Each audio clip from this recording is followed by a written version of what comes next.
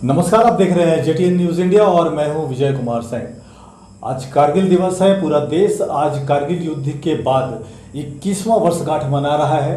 भारत की विजय हुई थी उस लड़ाई में। हालांकि भारतीय सेना ने अपने 527 जवान गंवाए थे उस युद्ध में, जबकि 1700 से ज़्यादा जवान जो है वो घायल हुए थे।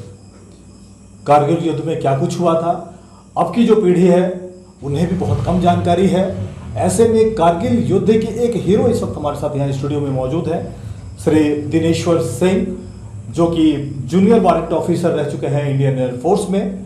सिंह साहब, स्वागत है आपका स्टूडियो में। और सबसे पहली बात की जो हमारी नई पीढ़ी है, जो कि ये बात 21 साल पुरानी है, देश आज उनका उस पूरे विजय दिवस का 21वां वर्षगांठ मना रहा है और आप उस युद्ध के एक योद्धा रहे हैं। जरा संस्मरण सुनाइए कि कैसा माहौल था उस वक्त।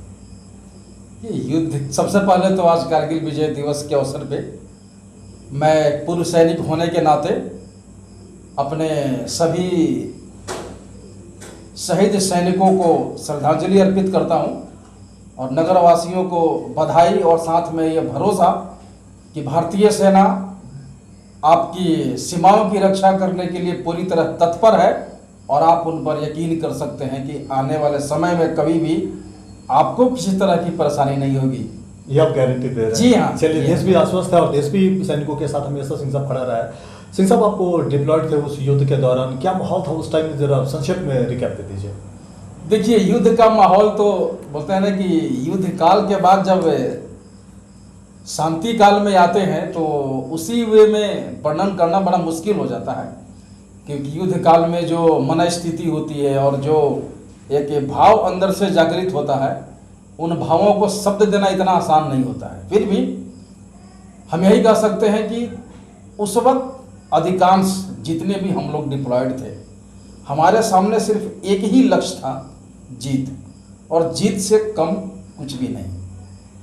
हमारा हर कदम जीत के लिए होता था, हर प्लानिंग जीत की होती थी और जीतने से नीचे कुछ हम सोचते ही नहीं थे।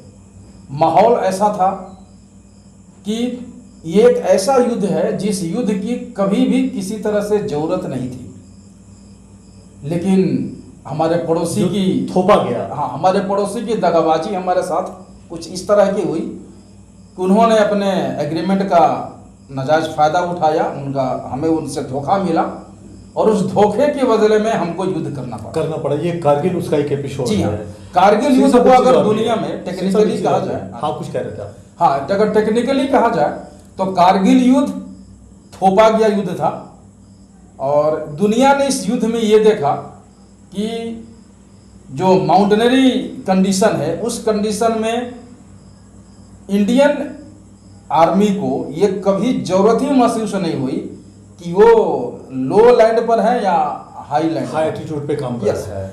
हमने कभी इसको बोलते हैं ना कि एक बेनिफिट होता है हाई वाले को, लेकिन हमें कभी लगा ही नहीं कि कुछ बेनिफिट भी है या नहीं है। हमारे लिए सिर्फ एक ही था कि हमारी जमीन पर अगर कब्जा है, किसी का कदम पड़ा है, उस कदम को कैसे अतिक्रमण को खत्म करना। जी हाँ। सिंह साहब, जो हमारे 527 सैनिक उसमें हताहत हुए थे, उनको श्रद्धांजलि देते हुए एक सीधा सवाल मैं आपसे कर रहा हूँ। जी हाँ। वो ये है कि एक सैनिक की जो मन स्थिति है, कोई भी सैनिक का परिवार होता है, तो पारिवारिक माहौल में रहते हुए और एक सेना का जो डेपुटेशन होता है, एज सैनिक जब आप सीमा पे तैनात है, तो ये अंतर्द्वंद क्या है?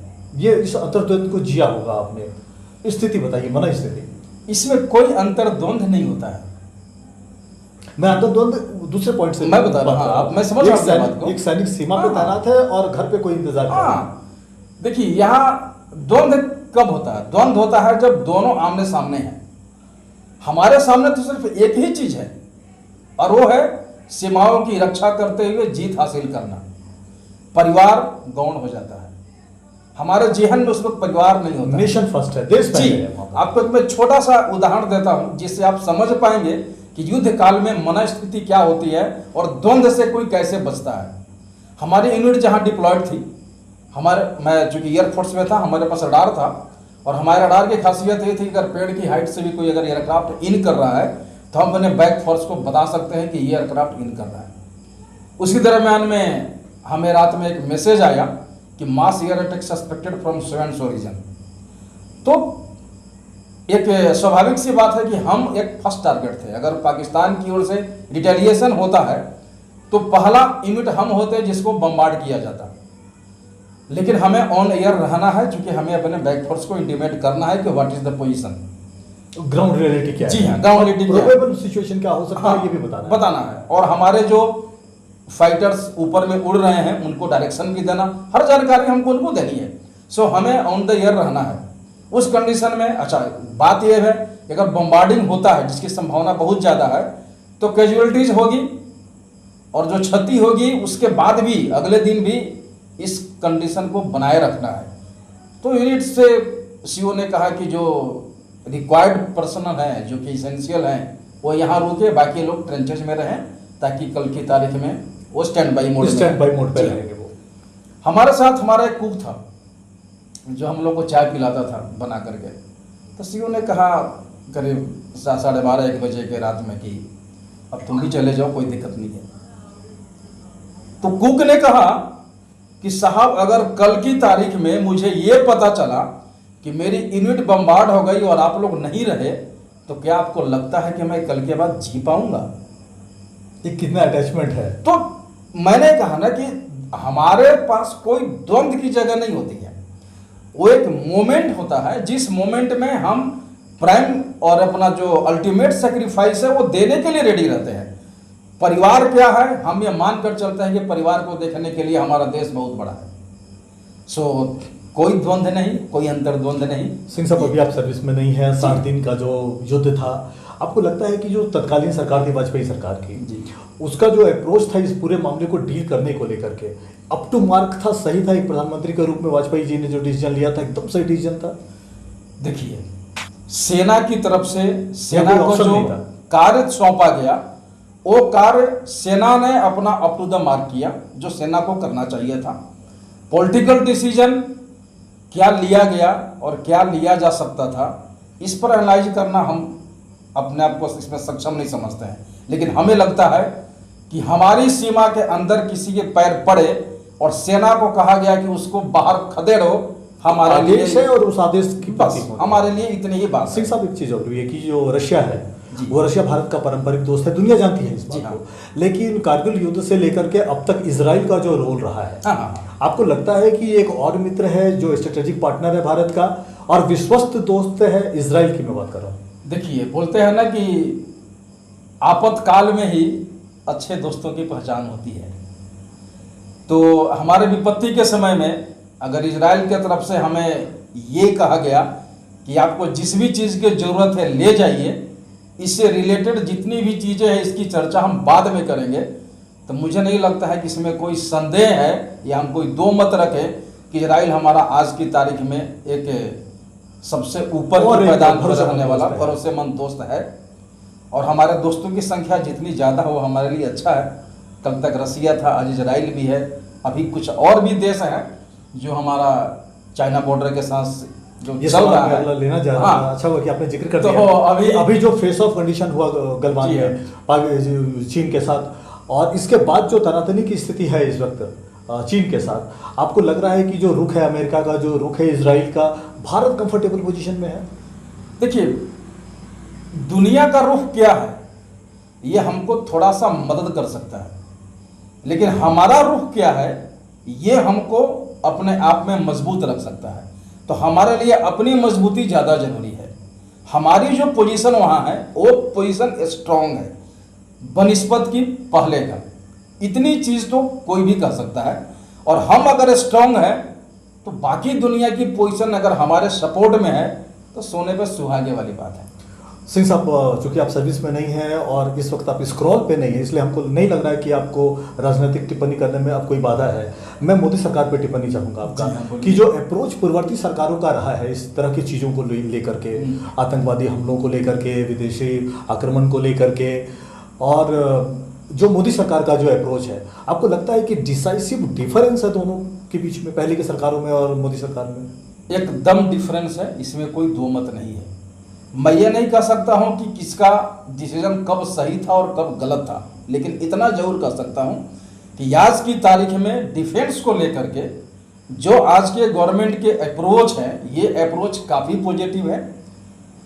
हम इतना ही लोगों को समझने के लिए सवाल के रूप में या एक कमेंट के रूप में छोड़ सकते हैं कि अगर आज की तारीख में हमारे देश को इतने सारे आधुनिक हथियारों को खरीदने की एकदम जरूरत आ पड़ी है, इसका मतलब है कि पहले से बैकलॉग काफ़ी लंबा चला आ रहा था।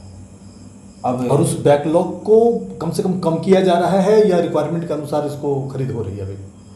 ये कहना बहुत आसान नहीं है कि बैकलॉग को कम किया जा रहा है कि रिक्वायरमेंट को पूरा किया जा रहा है। आप अभी यही समझिए कि हमारा देश जितना बड़ा है, कह देते हैं नहीं, सेना अपग्रेड हो रही है। सेना अपग्रेड हो रही है। हमारे इतने बड़े देश के सीमाओं की रक्षा के लिए हमें जितनी चीज़ों की ज़रूरत है, हम उस ज़रूरत को पूरा करने की तरफ बढ़ रहे हैं। अगर ये पहले का अप्रोच इसके तरफ रहा होता तो आज हम बढ़ नहीं रहे होते, हम ये कह रहे होते कि हम पूरी तरह से उस लाइन के नज़दीक हैं। लेकिन अभी भी बहुत सी कमियां हैं जिसको पूरी करने की जरूरत है। सिंह साहब, मैं कार्यक्रम का आखिरी सवाल ले रहा हूं, चूंकि आप कारगिल के हीरो रह चुके हैं, आप उस युद्ध के नायक हैं। जो आने वाली पीढ़ी है जो डिफेंस की तरफ मूव करना चाहती है, तो उस पीढ़ी से आप सीधा क्या कहना चाहेंगे कारगिल दिवस के मौके पर? देखिए, मैं इसको दो फेज में कहना चाहूँगा। पहली चीज़ ये है, मैं थोड़ा देर पहले जो जिक्र कर रहा था कि युद्ध के समय जो एक मन स्थिति आदमी की बनती है और अपना सबसे बड़ा सेक्रीफाइस करने को मन तैयार होता है, सेक्रीफाइस ये तैयार हाँ इतनी जल्दी मन नहीं होता है। इस तैयारी के लिए मन को तैयार करने में हमारे बचपन के कुछ ऐसे संस्कार होते हैं जो हमारे अंदर होने चाहिए। तो मैं आज के दिन अपने नगरवासियों से और देशवासियों से एक अपील करना चाहूँगा कि हम अपने बच्चों में एक ऐसे संस्कार डालते समय अगर 3 शब्दों का यथार्थ उनको समझा दें कि सैनिक, सरहद और शहादत का मतलब क्या होता है, तो इन 3 चीज़ों का यथार्थ व्यक्ति को पूर्ण बनाएगा और वो उस पूर्णता को प्राप्त करेगा कि जब कभी उसके देश के तरफ कोई भी कदम आगे बढ़ेगा तो उस कदम को पीछे खदेड़ने के लिए अपना एक्सट्रीम सेक्रीफाइस देने को तैयार रहेगा। तो ये संस्कार डालना हमारा समाज का और परिवार का मतलब ये एक सैनिक का जो मनोबल है, एक सैनिक का जो संस्कार है, वो बच्चों में सिंस फ्रॉम चाइल्ड एकदम होना चाहिए। आप एकदम से किसी बच्चे को सेना में भर्ती करके उसको सेक्रीफाइस का पाठ नहीं पढ़ा सकते हैं। ये उसके अंदर संस्कार में होना चाहिए, वो संस्कार में ये और ये संस्कार हमको बचपन से डालना पड़ेगा और ये डालने का काम परिवार और समाज का है।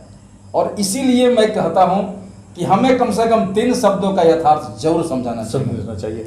कारगिल दिवस के मौके पर सिंह साहब आपने वक्त निकाला, आप जेटीएन के स्टूडियो में आए, आपका बहुत बहुत धन्यवाद। चलिए, आपका भी बहुत बहुत धन्यवाद। और चलते चलते मैं इतना जरूर कहना चाहूँगा कि जो हम सैनिक हैं अपने बारे में 4 पंक्तियाँ बोलते हैं कि हम भारतीय सैनिक हैं, परवाह नहीं यशगान की। हम भारतीय सैनिक हैं, चाह नहीं यशगान की। हम धरा के पुष्प हैं और आराध्य माता भारती। जय हिंद। धन्यवाद आपका स्टूडियो में आने के लिए। ये थे दिनेश्वर सिंह, बता रहे थे कारगिल युद्ध के संस्मरण को याद कर रहे थे। साथ ही इनका बहुत संदेश भी है बच्चों के लिए, नई पीढ़ी के लिए, कि सेना में जाना, एक सैनिक होना संस्कार में होना चाहिए।